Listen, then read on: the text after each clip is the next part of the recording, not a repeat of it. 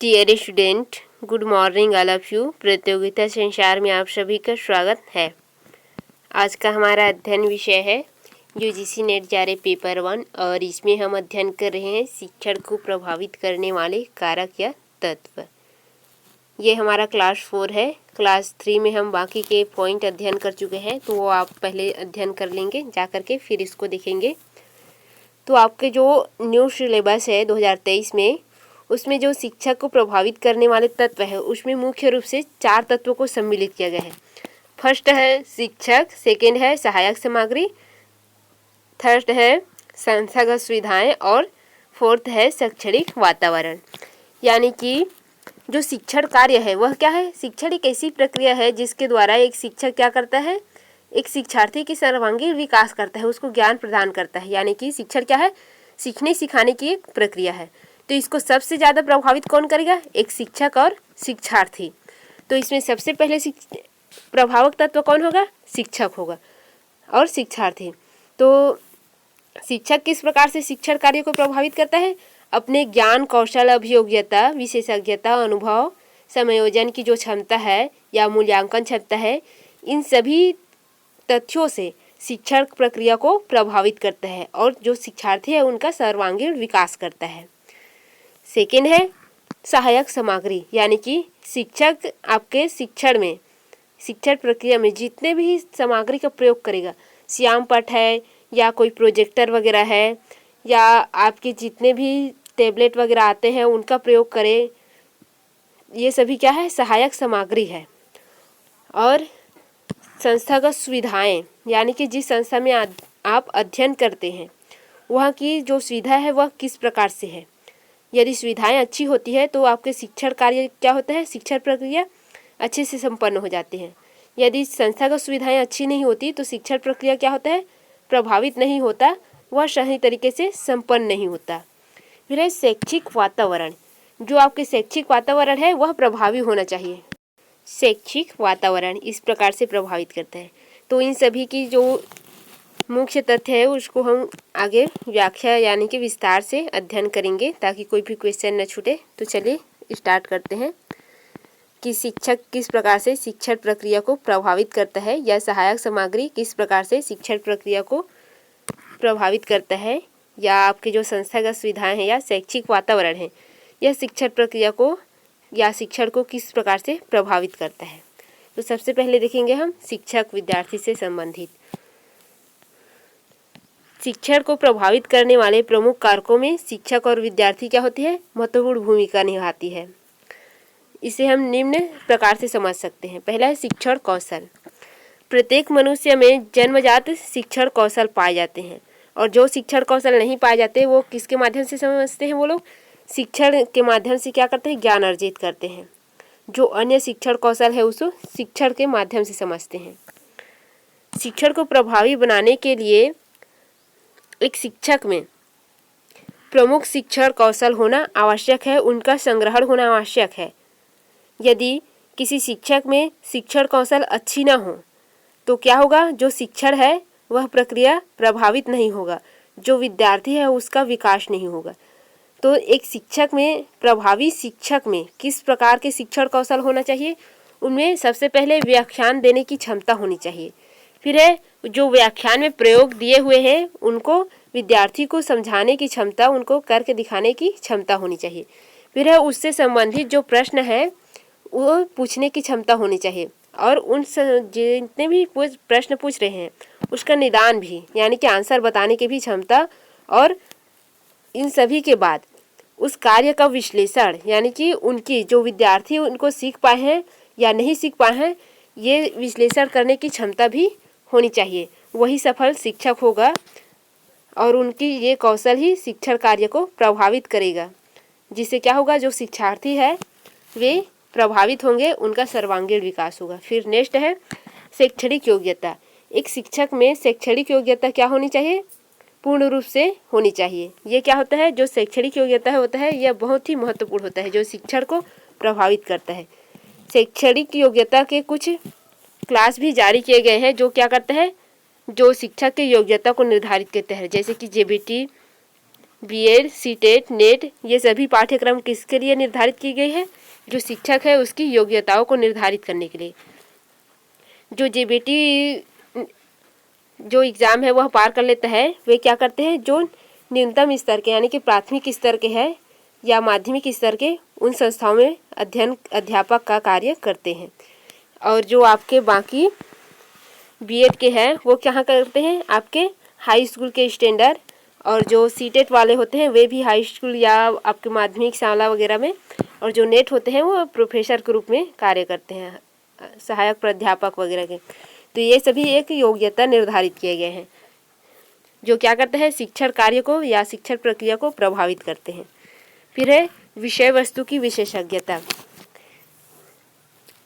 जब किसी विषय का विशेषज्ञ उस विषय को पढ़ाता है तब क्या होता है? विद्यार्थियों पर उसका प्रभाव अच्छी और सही होते हैं। वह सही जानकारी दे पाता है जिससे वह जो शिक्षण कार्य है उसको प्रभावित करता है। परंतु यदि कोई दूसरा सब्जेक्ट है जिसमें उसकी विशेषज्ञता नहीं हो, वो सब्जेक्ट यदि वह पढ़ाए तो क्या होगा? शिक्षार्थियों को प्रभावित नहीं कर पाएगा, और जो शिक्षण प्रक्रिया है वह क्या होगा? संपन्न नहीं हो पाएगा, और जो अध्यापन का कार्य है वह अप्रभावशाली रहेगा। तो इस प्रकार से विषय वस्तु की विशेषज्ञता भी क्या करता है? शिक्षण को प्रभावित करता है। फिर है नेक्स्ट है शिक्षक और शैक्षणिक जो संस्थानें हैं उनमें, इससे पहले एक और है शिक्षा का अनुभव। ये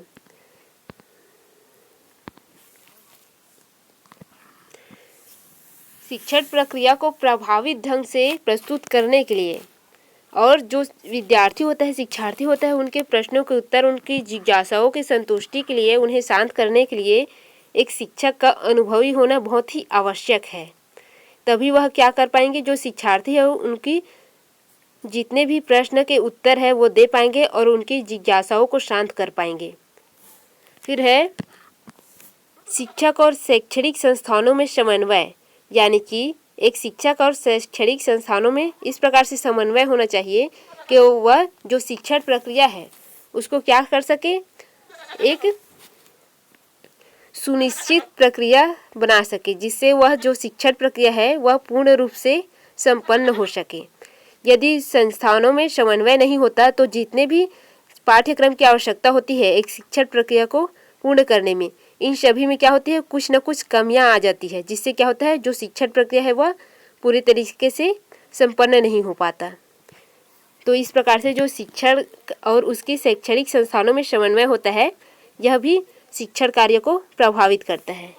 फिर है कार्य का विश्लेषण, मूल्यांकन क्षमता। ये पॉइंट हम पहले भी एक बार अध्ययन किए हैं छोटे से, अब इसमें देख लेते हैं थोड़ा विस्तार से। जो शिक्षक की मूल्यांकन क्षमता है या विश्लेषण क्षमता है वह क्या करता है? शिक्षण प्रक्रिया को बहुत अधिक प्रभावित करता है। शिक्षण की प्रक्रिया में शिक्षक और विद्यार्थी दोनों क्या करते हैं? एक दूसरे को प्रभावित करते हैं। इसमें क्या होता है? जो शिक्षक होता है उसकी भूमिका होता है प्रभाव डालना, और शिक्षार्थी की भूमिका होता है प्रभाव को ग्रहण करना, यानी कि शिक्षा को ग्रहण करना। ऐसे में शिक्षक को मूल्यांकन ज्ञान के कार्य का विश्लेषण करने की योग्यता होनी चाहिए। यदि शिक्षक में मूल्यांकन की विशेषता या क्षमता नहीं होगी तो वह क्या कर पाएगा? जो कार्य है उसका विश्लेषण नहीं कर पाएगा। जो विद्यार्थी है या शिक्षार्थी है उसके सही पाठ्यक्रम का विश्लेषण नहीं कर पाएगा, और उस दौरान उनके जो कार्य है या उनके जो पाठ्यक्रम है, पर्यवेक्षण है, ये सभी कार्य क्या है? सही तरीके से संपन्न नहीं हो पाएगा, और न ही जो विद्यार्थी का मूल्यांकन कार्य है वो कर पाएगा। इससे क्या होगा? वो शिक्षक के लायक ही नहीं हो पाता। तो एक शिक्षक में जो विश्लेषण क्षमता है या मूल्यांकन क्षमता है वह शिक्षण कार्य को प्रभावित करता है। फिर नेक्स्ट कारक है आर्थिक कारक। तो ये आर्थिक क्या करता है? शिक्षार्थी और शिक्षक दोनों पर लागू होता है। यदि आर्थिक दृष्टि से शिक्षक कमजोर हो जाएगा तो क्या होगा? शिक्षण कार्य प्रभावित होगा, और विद्यार्थी भी यदि आर्थिक दृष्टि से कमजोर होगा तो भी क्या होगा? जो शिक्षण है वह प्रभावित होता है। किस प्रकार से? शिक्षण को प्रभावित करने वाले कारकों में आर्थिक एक महत्वपूर्ण कारक है। यह कारक शिक्षण के प्रत्येक चरण को प्रभावित करता है, क्योंकि शिक्षक का ध्यान भंग किसके कारण होता है? आर्थिक समस्याओं के कारण। अभी वर्तमान में क्या आया है? जो शिक्षक है वो क्या कर रहे थे? हड़ताल कर रहे थे। किस लिए? अपने जो तनख्वाह है उसके बढ़ाने के लिए। इससे क्या हो रहा था? जो शिक्षक प्रक्रिया है वो क्या होता है, शिक्षण प्रक्रिया भंग हो जाता है। जो विद्यार्थी है उनकी विकास होना रुक गया था और शिक्षण प्रक्रिया में गति नहीं हो रही थी। ये सभी किस वजह से, जो शिक्षक है उनके पास जो आर्थिक समस्या थी इसकी वजह से। और कभी कभी ये होता है कि शिक्षार्थी के पास भी आर्थिक समस्या होती है। वे अपने शिक्षण सामग्री क्या करते हैं, जो नोट वगैरह है वो खरीद नहीं पाते, फीस वगैरह क्या करते हैं, जमा नहीं कर पाते, जिससे क्या होता है उनकी जो शैक्षणिक प्रक्रिया है वह प्रभावित होता है। फिर है सामाजिक कारक। सामाजिक प्रथाएं और रूढ़ियाँ, ये सबसे मेन पॉइंट है इसमें। जो शिक्षक क्या होता है, शिक्षक को इन सभी से उठकर जो शिक्षण क्रिया है उसको कंप्लीट करना चाहिए।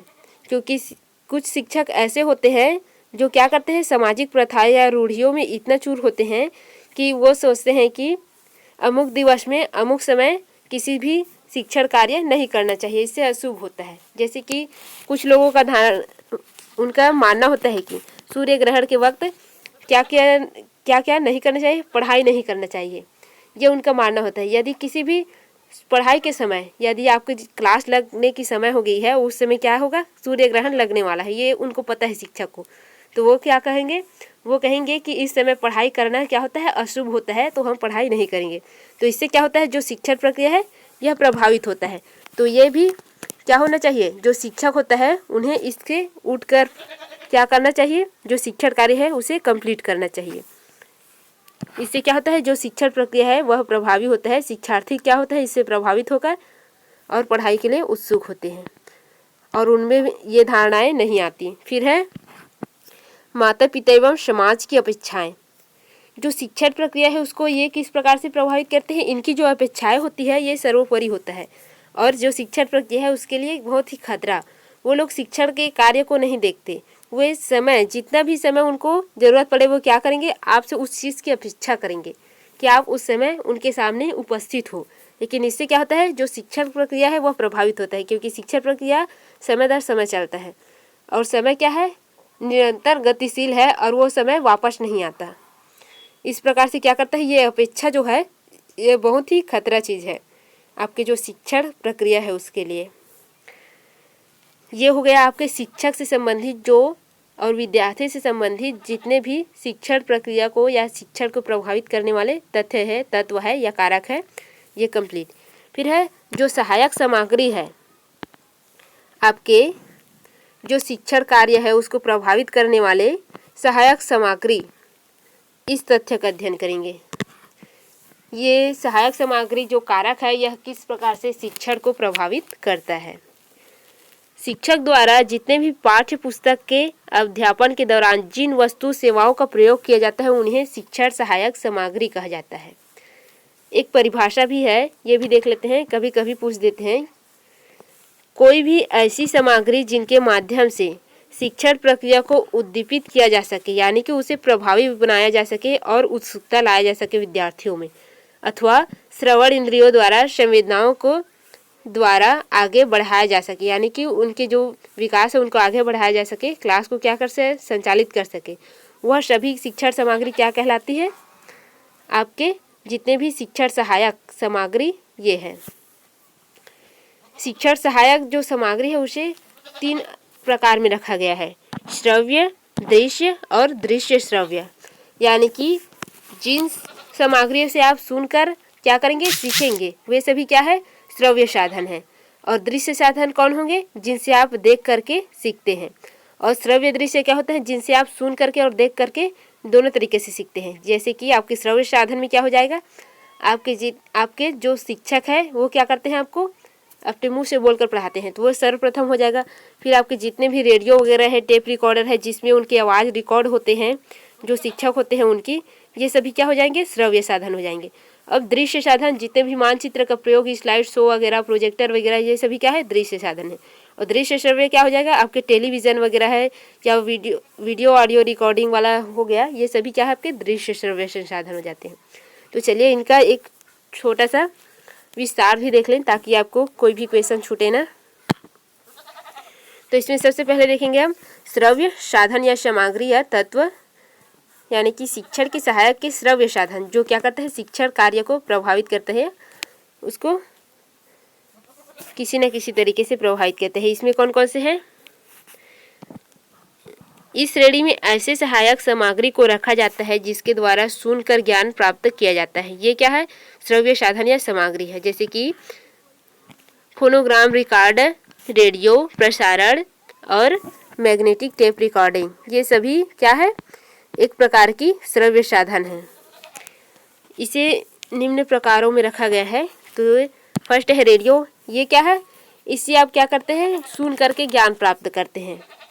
इसके बारे में कुछ तथ्य भी लिख दिए हैं, जानकारी, जिससे आपको रेडियो के बारे में और भी जानकारी मिल जाएगी। फिर ये सभी आप देखेंगे। फिर है टेप रिकॉर्डर।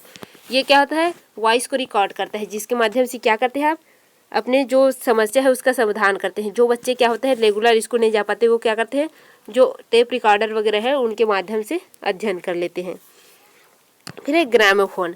ये ग्रामोफोन क्या होता है? रेडियो की तरह ही एक शिक्षण का प्राचीन माध्यम है, जिसमें क्या होता है? उच्चारण की शुद्धिकरण में सहायता मिलती है। ये क्या करता है? शिक्षण को प्रभावित करते हैं ये सभी। फिर है डिजिटल ऑडियो प्लेयर। ये MP3 MP2 ये सभी आप जो बोलते हैं ना, ये यही है। इसमें क्या करते हैं आप? जितने भी आवाज़ है उसको रिकॉर्ड करते हैं, फिर क्या करते हैं? सुनते हैं। तो वही क्या करते हैं? आपके जो शिक्षण है, सीखने की प्रक्रिया है, उसको प्रभावित करता है। तो इस प्रकार से ये क्या हो गया? आपके श्रव्य साधन हो गया। अब देखते हैं दृश्य साधन कौन कौन से हैं जो आपके शिक्षण प्रक्रिया को प्रभावित करता है।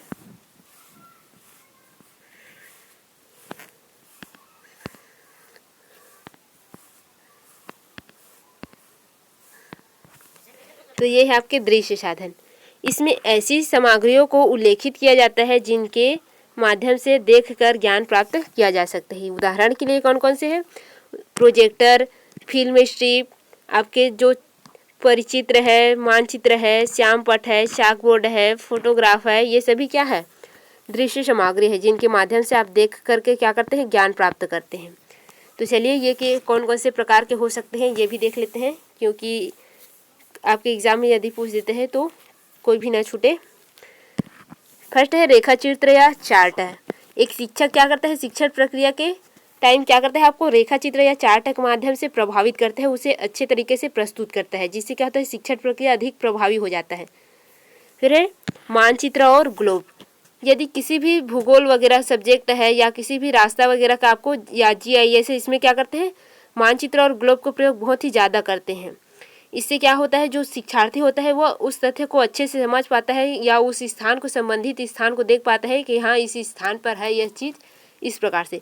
इससे क्या होता है? जो शिक्षण प्रक्रिया है या शिक्षण है वह बहुत ही प्रभावी होता है और अच्छे तरीके से कंप्लीट होता है।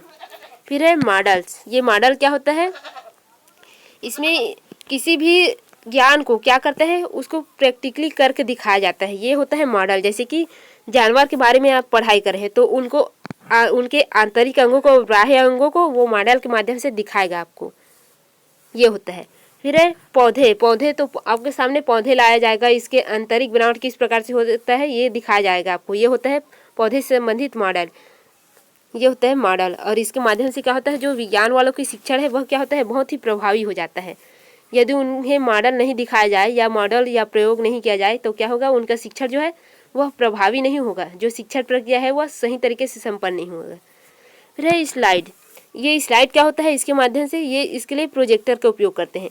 इसमें आपके जितने भी चलचित्र है या आपके जो पाठ्यक्रम है उसमें जितने भी इस संबंधित तथ्य है उनको क्या करते हैं? स्लाइड करके दिखाते हैं आपको। फिर है ग्राफ। ये ग्राफ क्या होता है? जितने भी आपके आंकड़े हैं उनको क्या करते हैं? उसको प्रभावी ढंग से प्रस्तुत करने के लिए ग्राफ का प्रयोग करते हैं। ये पाई चार्टर, बार डायग्राम, ये सभी क्या है? एक ग्राफ है। फिर क्या है? Flash card. ये भी क्या है? आपके दृश्य संसाधन है। इसमें क्या होता है?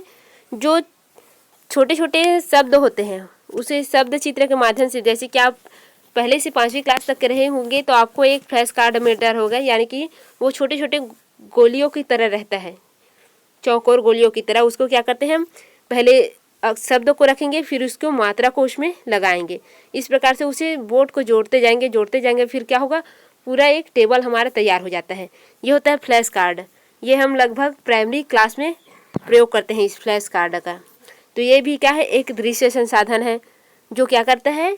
हमारे जो शिक्षण प्रक्रिया है उसको और भी प्रभावी बना देता है, उसको और भी रोचक तरीके से समझाता है हमको। फिर है पत्र पत्रिकाएं यानी कि जितने भी आपकी सहायक सामग्री है, लिखित सहायक सामग्री, उसको हम क्या करते हैं, जो पत्र पत्रिका है उसमें देखते हैं। इससे क्या होता है, हमारी जो क्षमता है उसमें विकास होता है। हम बोधगम्यता की क्षमता है यानी कि समझ की क्षमता है, उसका क्या होता है, विकास होता है। यानी कि इससे शिक्षण प्रक्रिया क्या होता है, बहुत अधिक प्रभावित होता है। फिर नेक्स्ट तथ्य है हमारा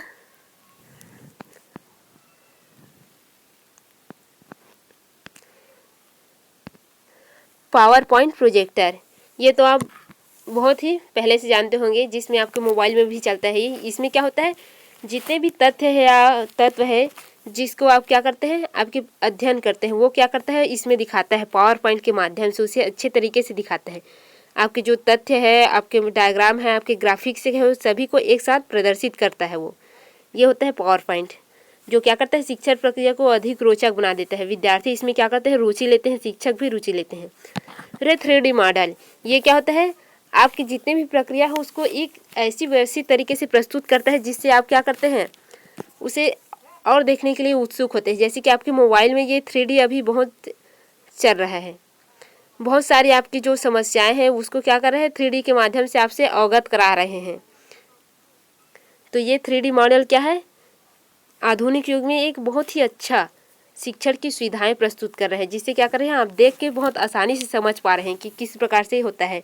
जैसे आपके किसी भी 3D मॉडल में जो यूट्यूब है उसमें दिखा रहा था, आपके जो मस्तिष्क है उसमें ब्लड जो है क्या हो जाता है, जमा हो जाता है, तो उसको किस प्रकार से हटाते हैं इसको भी दिखा रहा था उसमें। तो ये सभी क्या है, उसे देख करके जो विद्यार्थी होता है वो अच्छे से समझ पाते हैं, मेडिकल वाले विद्यार्थी, कि हाँ किस प्रकार से यह प्रयोग जो है कंप्लीट होता है।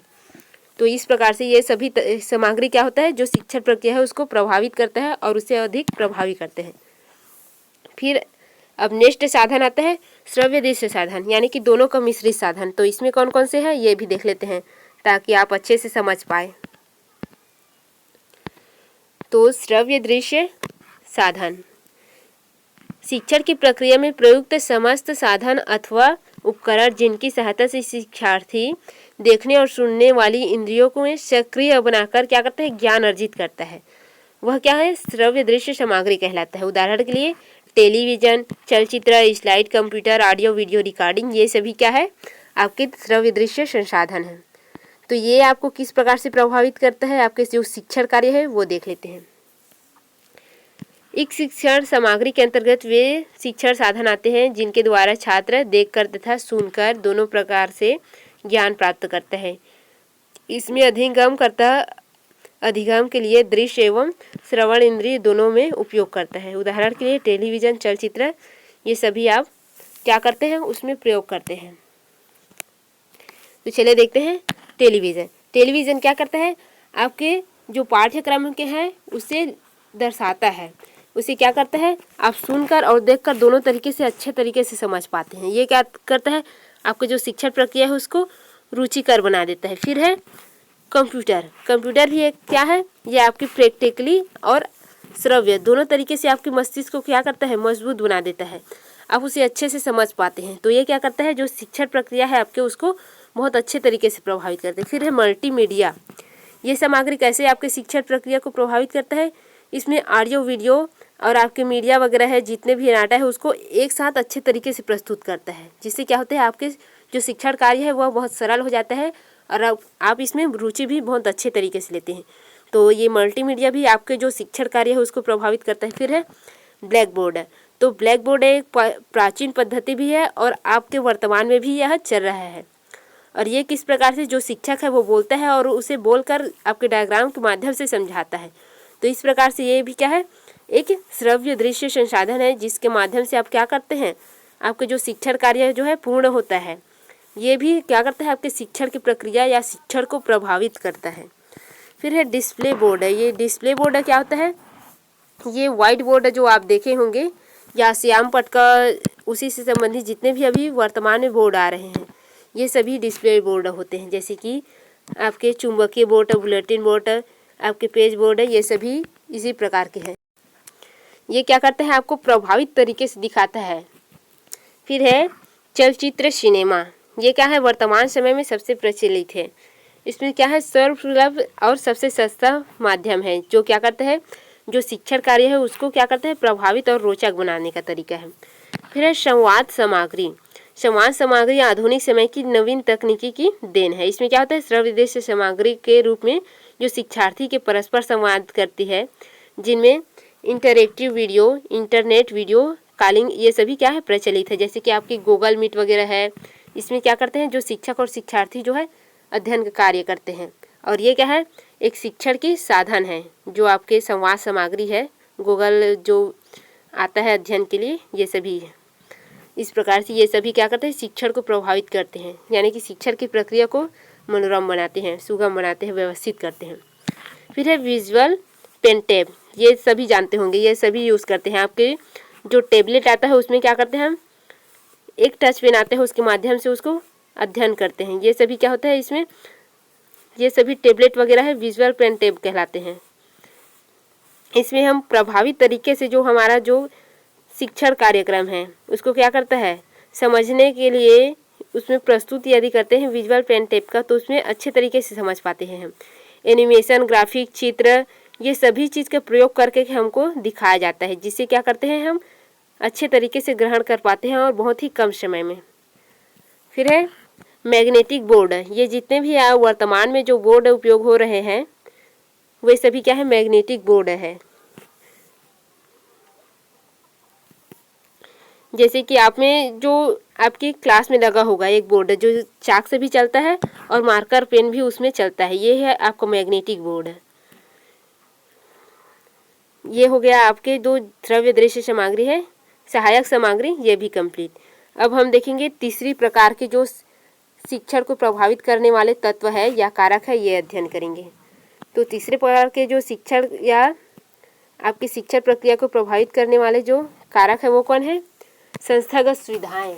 ये भी प्रभावित करता है आपकी जो शिक्षण है उसको। तो किस प्रकार से ये देखते हैं।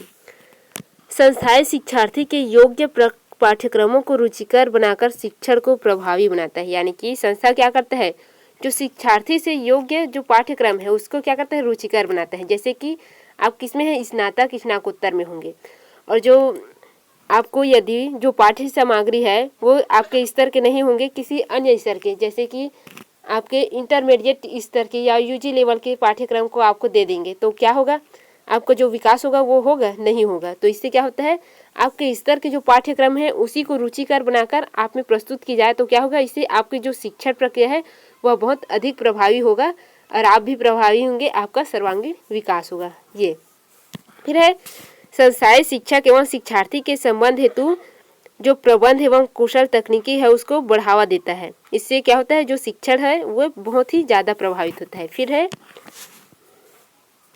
संस्थाएं सामाजिक परिवेश से अवगत होकर मनोवैज्ञानिक एवं गुणवत्तापूर्ण प्रभावी तथ्यों को जांच करके उन्हें क्या करता है, बढ़ावा देता है। यानी कि जो इस संस्था में आप पढ़ते हैं वो क्या करता है, आपकी जो सामाजिक परिवेश है संस्था की उसके क्या करता है, जानकारी लेता है।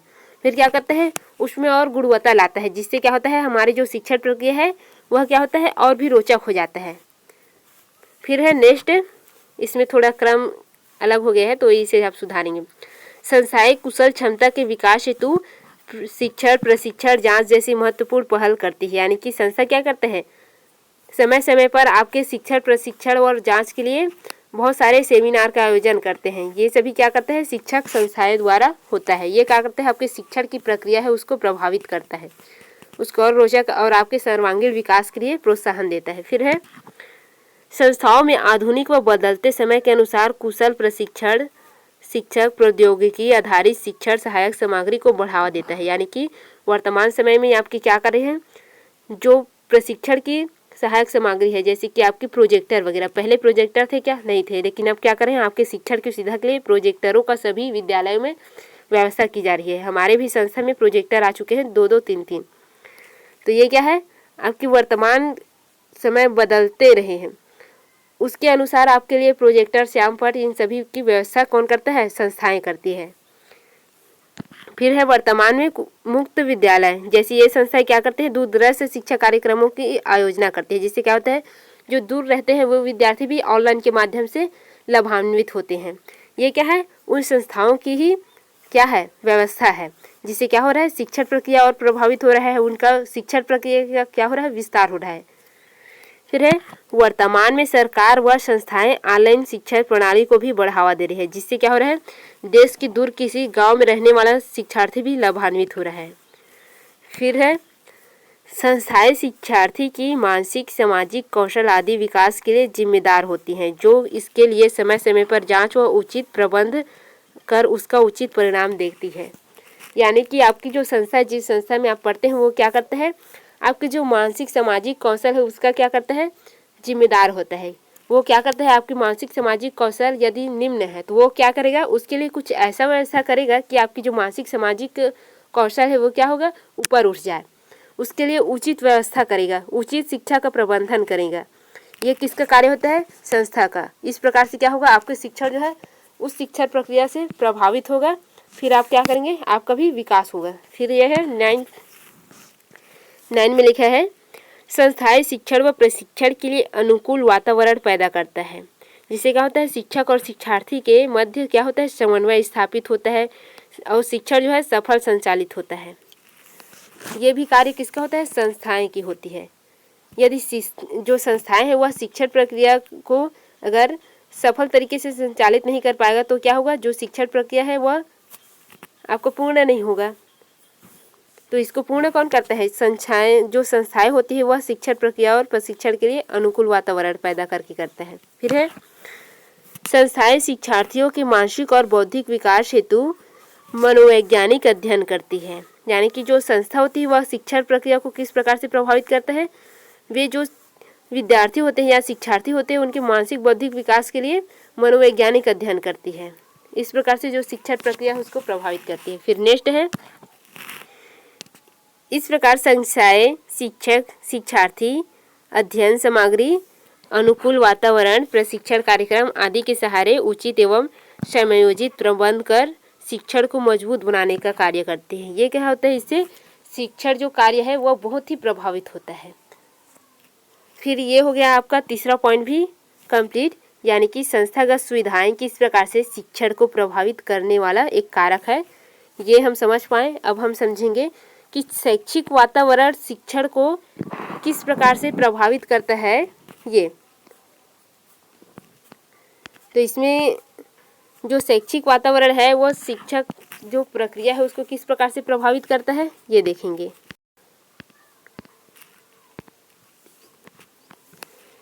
अब आते हैं शैक्षिक वातावरण। शैक्षिक वातावरण से तात्पर्य उन सभी व्यवस्थाओं और स्थितियों से है जो शैक्षिक कार्यों को लागू करते समय प्रभावी होता है। यानी कि आपके जो शिक्षण के कार्य क्या हो रहा है, संचालित हो रहा है, उस समय जो व्यवस्था होता है वह क्या होता है, शैक्षिक वातावरण कहलाता है।